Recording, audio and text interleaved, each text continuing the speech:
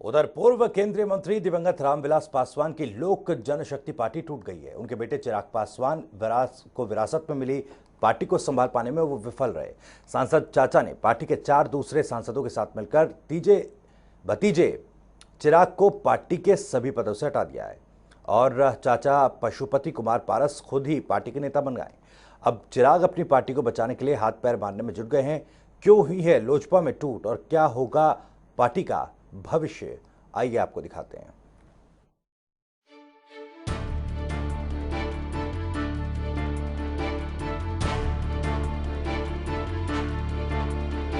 बिहार विधानसभा चुनाव के समय से ये लगने लगा था कि लोक जनशक्ति पार्टी में सब कुछ ठीक नहीं चल रहा।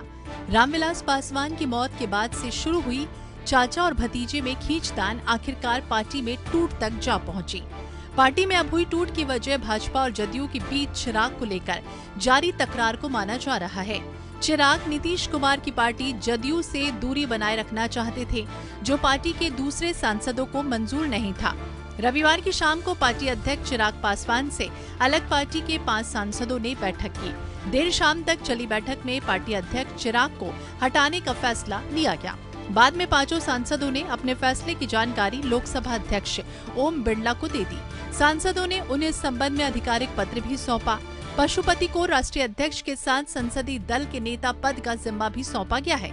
इसके साथ ही लोजपा सांसद पशुपति कुमार पारस, चौधरी महबूब अली कैसर, वीना सिंह, चंदन सिंह और प्रिंस राज की चिराग से राहें अलग हो गईं। पशुपति कुमार पारस पिछले कुछ दिनों से लगातार जदयू सांसद ललन सिंह के संपर्क में थे। हाल ही में पटना में दोनों के बीच मुलाकात हुई थी। दिल्ली में उनके बीच लगातार बातचीत होती रही। पार्टी के दूसरे सांसदों के साथ भी उनका संपर्क बना हुआ था। चूँकि पारस लोजपा सांसदों में सबसे वरिष्ठ हैं और रामविलास पासवान के छोटे भाई भी हैं, वो सबको साथ लेकर चल सकते हैं। इसलिए पार्टी के सांसदों ने पशुपति कुमार को अपना नेता चुन लिया। उधर चिराग की ओर से मान मनोबल का दौर शुरू हुआ, लेकिन पार्टी के 5 सांसद इस बार पीछे हटने को तैयार नहीं हैं। 28 नवंबर 2000 को लोजपा बनी थी, तब से पहली बार पार्टी में टूट हुई और अब संगठन में भी बड़ी संख्या में लोग पारस के साथ जा सकते हैं। इससे चिराग की ताकत और घट सकती है। अभी तक चिराग को रामविलास पासवान का पुत्र होने का फायदा मिलता रहा, लेकिन अब उनकी पार्टी पर कब्जे को लेकर जोर आजमाइश होनी तय है।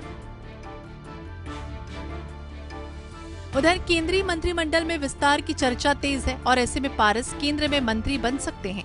2019 में जब प्रधानमंत्री मोदी ने दोबारा कमान संभाली, तब एक फॉर्मूला बना कि सहयोगी दलों को मंत्रिपरिषद में एक सीट दी जाएगी।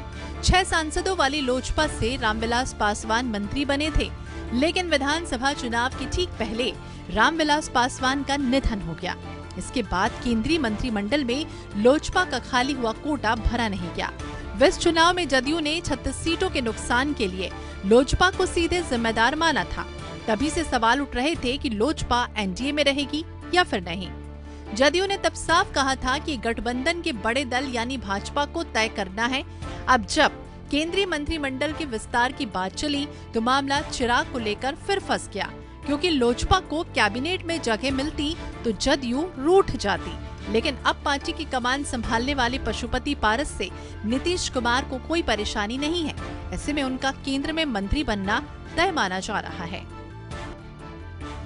वैसे तो लोजपा में लगी आग के लिए घर का चिराग ही जिम्मेदार बताया जा रहा है, लेकिन बिहार की सियासत पर पैनी नजर रखने वाले सियासी पंडितों की माने तो एलजेपी को तोड़ने में जेडीयू के 3 कद्दावर नेता गुपचुप तरीके से लगे हुए थे।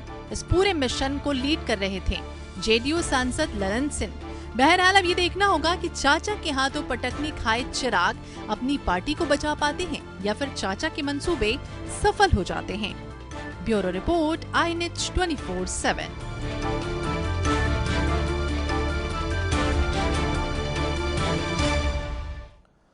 उधर भारतीय जनता पार्टी के पदाधिकारियों के साथ प्रदेश अध्यक्ष ओपी धनखड़, प्रदेश प्रभारी विनोद तावड़े और सह प्रभारी अन्नपूर्णा देवी ने वर्चुअल बैठक की। इस मौके पर पार्टी के आगामी कार्यक्रमों और संगठनात्मक गतिविधियों पर चर्चा की गई। इस बैठक में सभी प्रदेश पदाधिकारी, पार्टी के सभी मंत्री, सांसद, विधायक, कोर कमेटी के सदस्य, जिलाध्यक्ष और जिला प्रभारी समेत पार्टी के प्रमुख कार्यकर्ता भी शामिल हुए। बैठक में मुख्यमंत्री मनोहर लाल और बीजेपी प्रदेश अध्यक्ष ने प्रदेश पदाधिकारियों से संगठन की गतिविधियों और कार्यक्रमों पर चर्चा करते हुए सुझाव लिया।